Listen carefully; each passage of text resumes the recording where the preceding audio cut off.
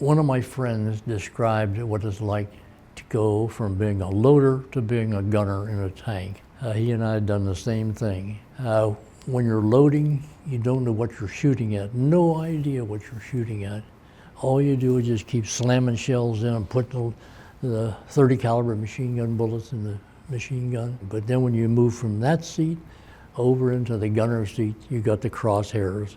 And the first time you had to pull that trigger or step on the trigger in a Sherman, you knew you were going to kill somebody. And it wasn't easy. But after you've done that a few times and they shot back and I lost the tank, then it was a different story altogether. I'd been to a movie that day with a friend, my best friend, and we came home and his father, who was a doctor, had this look on his face that we wondered what was going on, and he said, well, Pearl Harbor had been attacked, and said we'll be in war. And at that point, we were still in high school. When we got out of school, we all got jobs right away. We were registered and waiting to be called, drafted. None of my friends had been drafted by January of the next year. And that's when I, being so smart, thought surely they would go in the next round. So I went down and volunteered, went down the draft board, volunteered to go with the next bunch. And I did, and they didn't. And so they all came later. Tell me about entering the military, going from a civilian to serving. I got a notice to report to the train station in Wheeling, West Virginia. Was transported from there to Fort Hays in Columbus. Spent the first night in civilian clothes, and then the next day they took us over, gave us a box. We wrote our home address on it and put all of our clothes in the box, and off they went. And there I stood with 100 or so naked men, and we started through the process of getting in the service. Had to give the usual urine sample, and then you got shots, and then you had to get fitted for shoes and clothes. And so after that, I was really in the military. Well, when I went in the service, the job I'd gotten was driving a truck for Royal Crown. And so my father's advice to me was, don't tell them you're a truck driver, tell them you're a student. He said, maybe they'll send you to school. So I said, okay. So when I went in to be designated for where I was going to go, I said, I don't want anything with a steering wheel. And he said, okay, because he had my record that I was a truck driver. So he gave me a ticket to where I was to go. I got out and got in the truck, and they dropped me off. And the first person I ran into, I said, what kind of a unit is this? And he said, it's tanks. And I said, oh boy. Well, I still think that officer that assigned me there is probably still laughing that he didn't give me something with steering wheels, because the tanks had levers. So then I was, at that point, I was assigned to Headquarters Company, 2nd Battalion, 80th Armored Regiment of the 8th Armored Division. Take me through a Sherman tank for someone who might not know what it is. And if you could also describe the various jobs, the number of crew. Sure. Well, there was the hull, and then there was the turret. Down front on the left-hand side was the driver. And over here on the right-hand side, down there in the hull, was, well, they called him the loader. He was a bow gunner. He was usually an assistant driver, which he never could have done because he didn't have any of the driving stuff. But he was really the bow gunner because he had a 30 caliber machine gun. Then up in the turret on the left-hand side was the loader. And in, on the right-hand side in the front was the gunner. And then standing behind the gunner was the tank commander. And, and those tanks all had 5-member crews. Well, it was crowded, that's for sure. There was a very minimum amount of space, but we were all young and agile and managed to do that. When we got into combat, of course, you couldn't get out of the tank at night, so we had a lot of blankets, and you just run a blanket up against some place on the side there and lean up against that. Again, as I said, we were young, and you finally get comfortable and sleep. But there wasn't much room to move around. I should say in the Sherman tank, in all the ones that I was in, there was a hatch for the driver and one for the bow gunner. And on the turret, there was only one hatch over here on the right-hand side, and that's where the tank commander was standing up so he could look out and look for targets or whatever. And that was the only opening. So if you wanted to get out of the tank in a hurry, the tank commander got out, the gunner got out, and the loader had to get underneath the recoil guard on the cannon, and then he was the third one out. Was there like an emergency exit on this tank? There was, underneath the bow gunner, there was an exit. But one of my stories about that is that we decided one time that we were brought back to a rest area off the front line. And we drove back and forth a few times and made a good impression for the tank tracks, and we got out shovels and we dug down about 18 inches and put a tarp down there on the bottom, and then pulled the tank over. And we were going to have a place where we could get down there and play cards and smoke and have light and not have to worry about being shot at or hit with artillery or mortars. But when we went to open that escape hatch underneath the bow gunner's seat, it was frozen shut because it got rusted out. It was old. We finally managed to get a hammer somewhere and busted it so it could get out. But that was the only other exit, was underneath the bow gunner's seat. And it was very close because it was just maybe 16, 18 inches from the bottom of that to the ground. Now, since we were young, we could slide out of there. I never did, but you could. How many rounds of ammunition could it carry for the main gun and for the machine guns? Oh boy, I should know the answer to that, but I really don't. The ammunition came in three categories. There was armor piercing, high explosive, and then we had one that they called a smoke shell, phosphorus shell. But we only had, I think, one of those that I remember. But we had a lot of 30 caliber machine gun. And those belts, you know, and you put them in and slam the lid, cock it once, and it was ready to go. The bow gunner had ammunition down there that he could pass up into the turret. That was one of the other side things that he did. In the tanks that I was in combat, the bow gunner never fired that 30 caliber because the 30 caliber for him was down low, about belt level like this, but his periscope was up here. So now every fifth shell in 30 caliber machine guns is a tracer, so you can see where you're shooting, but it's not terribly accurate to have you being looking up here and shooting down here. So. And rarely did he have a target. Usually he was busy handing up ammunition to the loader. When did you get overseas? About what month and year?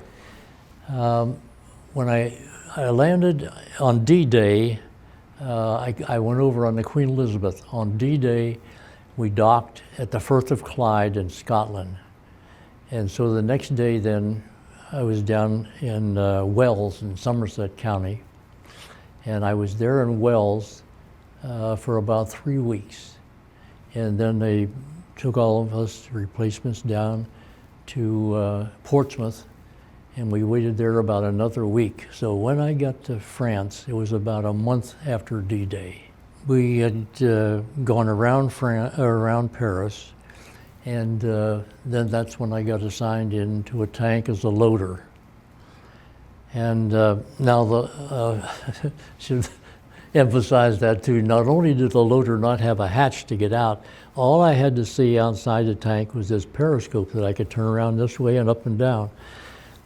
So my view of what was going on was very limited, because usually I was busy. If we got into a battle, I had to be ready to grab whatever kind of ammunition the tank commander called for and that sort of thing. So the 4 people who were in this tank had been in combat for a while. They'd been through some stuff. How much, I don't know, because they never talked about it.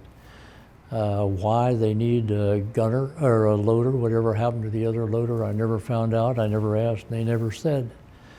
It was just that was my assignment. I was the loader, and I would do the loader's job.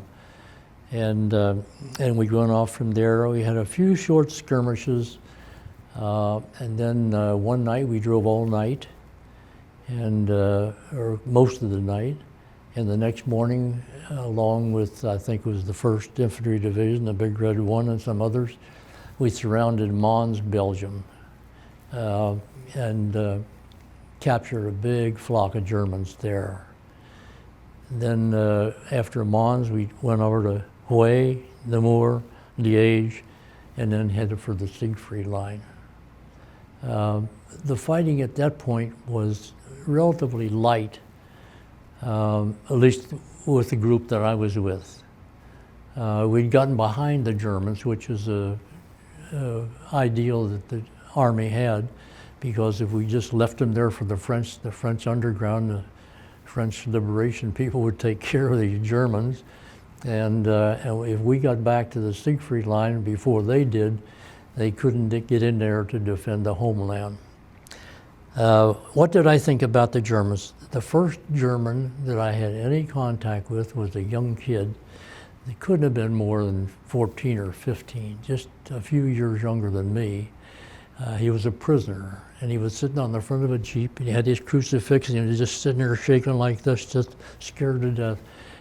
And I wanted to tell him, you know, don't worry, we're not going to shoot you, we're going to feed you, we're going to put you in a prison camp, something like that, but I didn't speak a word of German. When we got into combat, it was a different story. They had had all these years of experience, and we were still, in some ways, still learning how to do a war. But I think I disliked them intensely at that point. Was out to do my part of the job. And when I became a gunner, one of my friends described what it's like to go from being a loader to being a gunner in a tank. He and I had done the same thing. When you're loading, you don't know what you're shooting at. No idea what you're shooting at. All you do is just keep slamming shells in and putting the 30 caliber machine gun bullets in the machine gun, things like that. So you're not doing anything. But then when you move from that seat over into the gunner seat, you got the crosshairs. And the first time you had to pull that trigger or step on the trigger in a Sherman, you knew you were going to kill somebody. And it wasn't easy. But after you've done that a few times and they shot back and I lost the tank, then it was a different story altogether. Can you tell me about the first time you were wounded? Yes. In that first tank, when it was hit, the shell hit just about the level of the gunner standing here and the tank commander standing here, and it went right through the gunner's middle section and right on through the tank commander's middle section. So they were both instantly killed. And the gunner fell back and the tank commander fell this way, and here I am with no exit, no hatch, and I have to crawl underneath the recoil guard to get out. And they're blocking my exit, and I'm trying there, to get these 2 dead bodies apart, which I can't do. And so in peripheral vision, I saw daylight because the driver was out. So I get out of the turret, down in there, out of the tank, dove over the side. When I got out the tank, down on the ground, and I started to run to get away.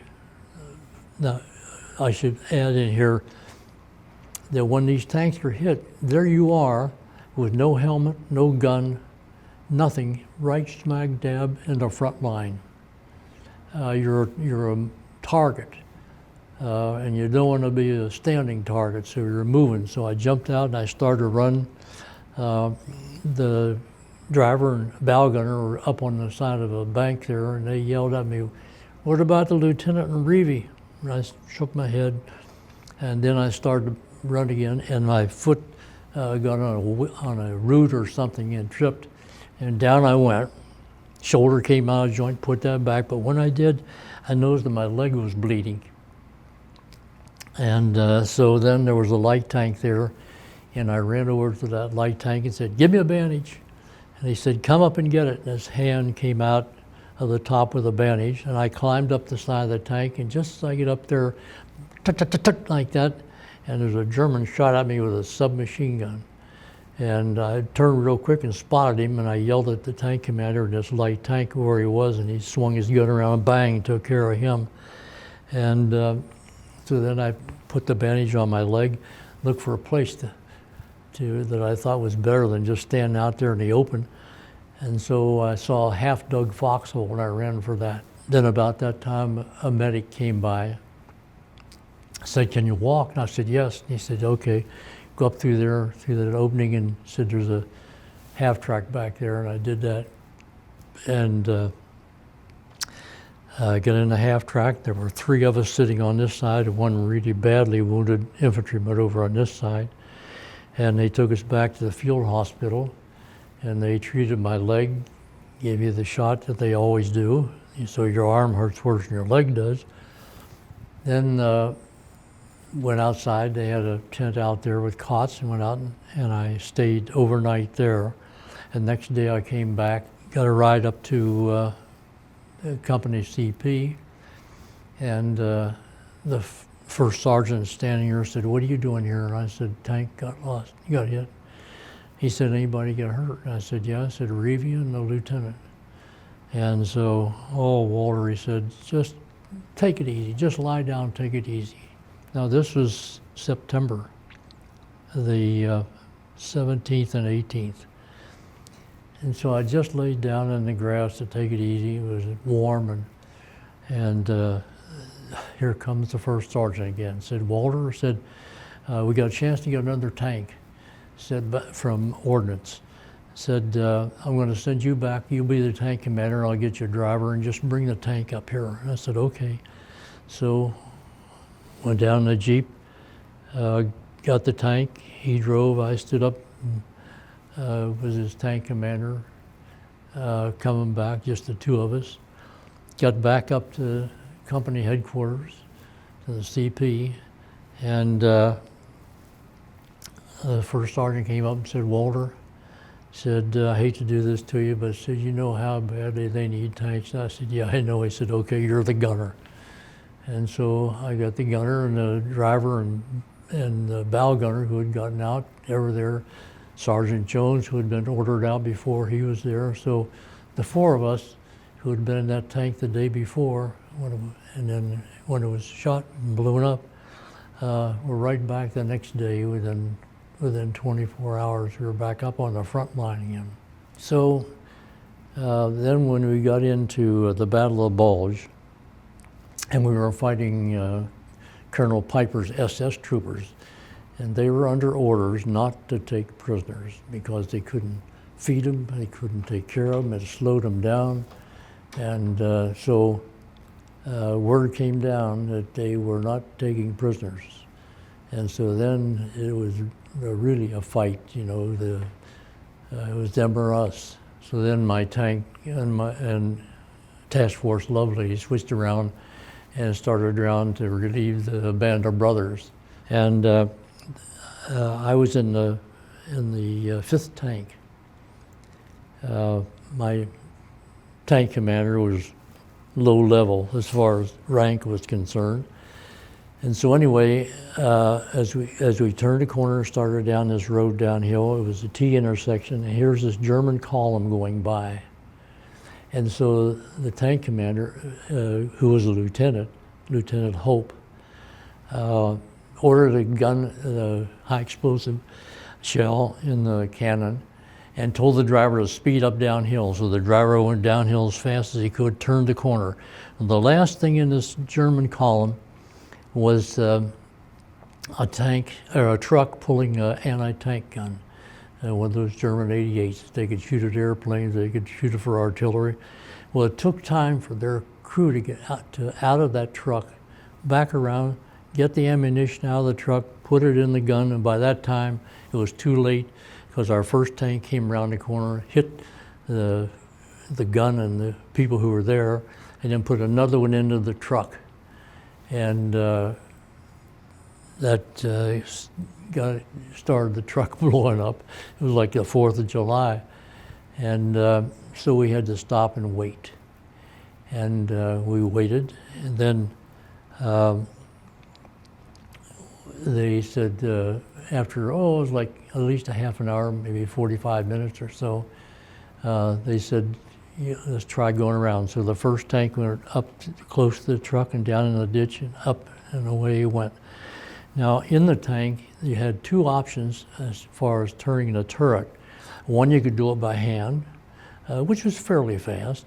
And the other one, you could flip this little switch and do it electronically, just switch a handle and the thing would go. Now that was a little slower, but it worked. And so when we were going down the road, I had the electronic turned on. And when we stopped and waited, it was noisy. It was really noisy, so I shut it off. And then when we started and went down in the ditch to go around that truck, I'd forgot that I had it shut off, and the gun was loose, so the gun came around and stuck in the bank. So then we had to back up, get up on the road, and then we had to go out and look and make sure there was no dirt in the gun, in the barrel. And we did that, and then we took off to catch up with this German column, and to catch up with our other 4 tanks.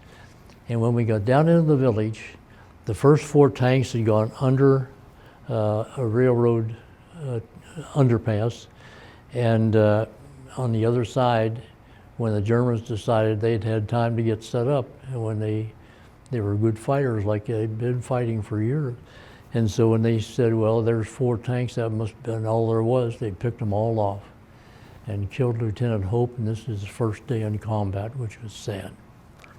So my tank, then, we stopped, we didn't go under the underpass, we just joined the next 5 tanks, 4 or 5 tanks that came along, and we got in their platoon.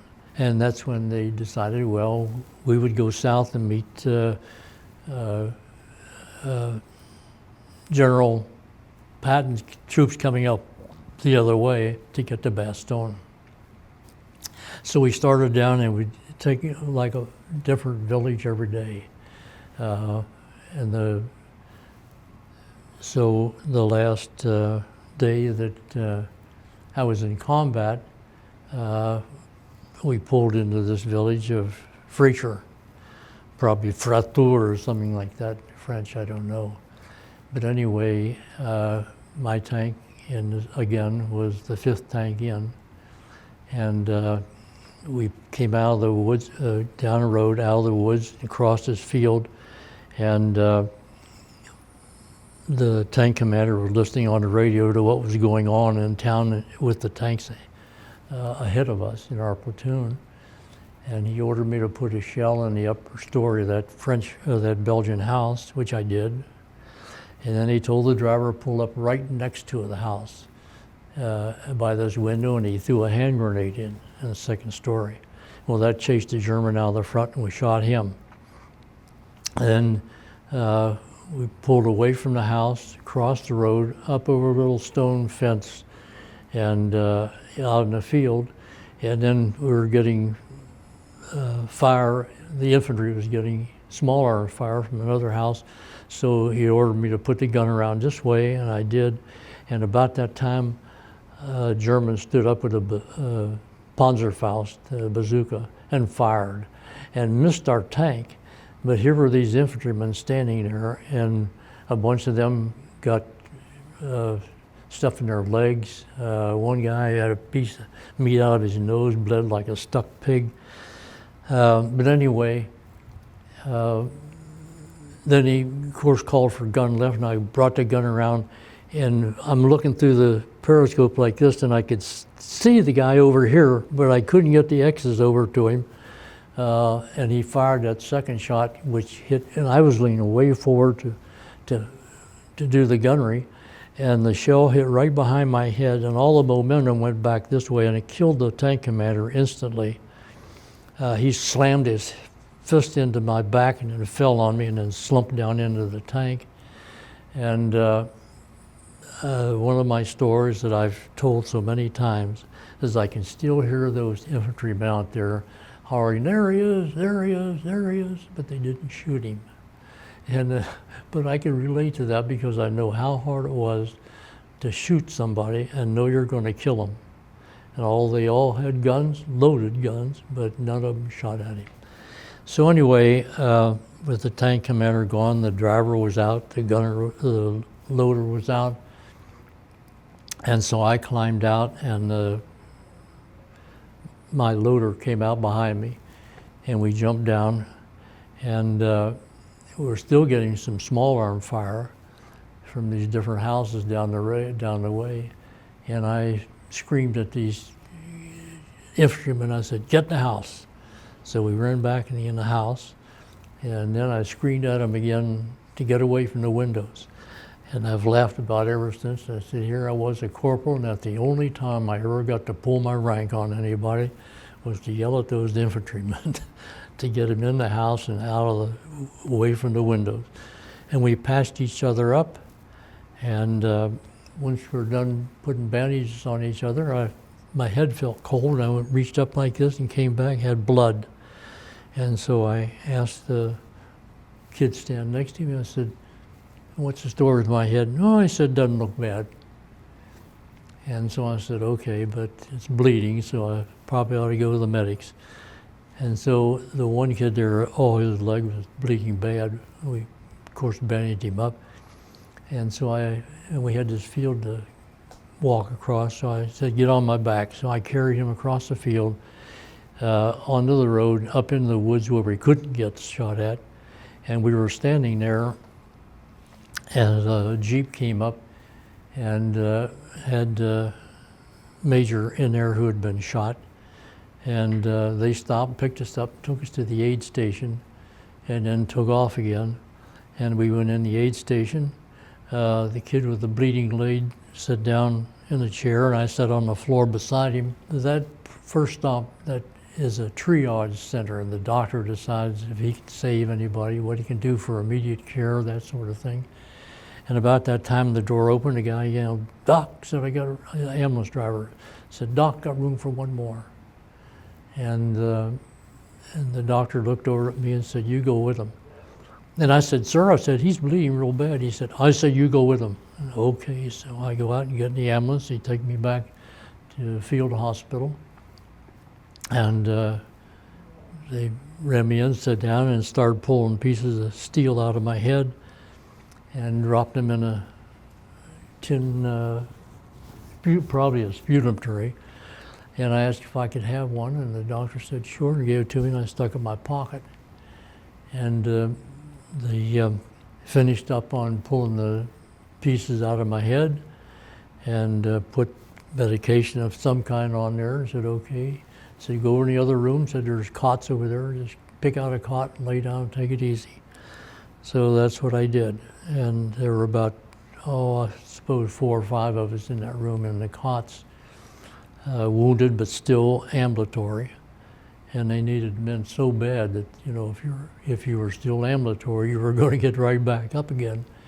And so we're all in there lying down, taking it easy and thinking, oh boy, at least we get to stretch out in a nice place where it's warm and not being shot at.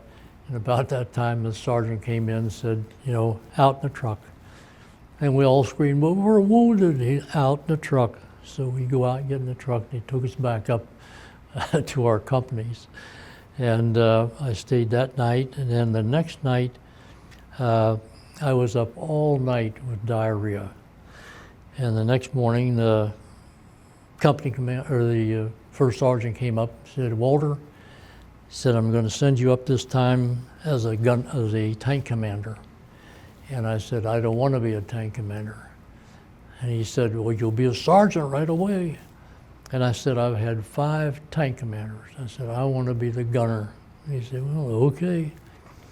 And so then he said, anyway, breakfast is ready. And when I set up, I passed out. dehydrated, I'm sure. And so anyway, then he stood there and looked at me and said, well, get up. And I said, okay. Well, my legs were wobbly when I tried to get up. So he called the medics, and they hauled me across the street to a Belgian house. And a dear elderly lady in there, I could have stayed there forever. She came upstairs with a warm brick off the stove and stuck it down by my feet. And during the Bulge, it was so cold and deep snow. And that, oh my goodness, that felt wonderful. But then the ambulance came and they took me back to Liège. And there somebody made the diagnosis that I'd had enough. And so they sent me on to Paris and on back to the coast in a ship, and went back to England, and then spent the rest of my time over there with the 95th Bomb Group. What are you most proud of when you think about your military service? Oh golly, I never think about it from that angle. Well, proud, I don't know. I think I did what I was called to do. I guess I could be proud of that. As a tank gunner, I performed what I was supposed to do.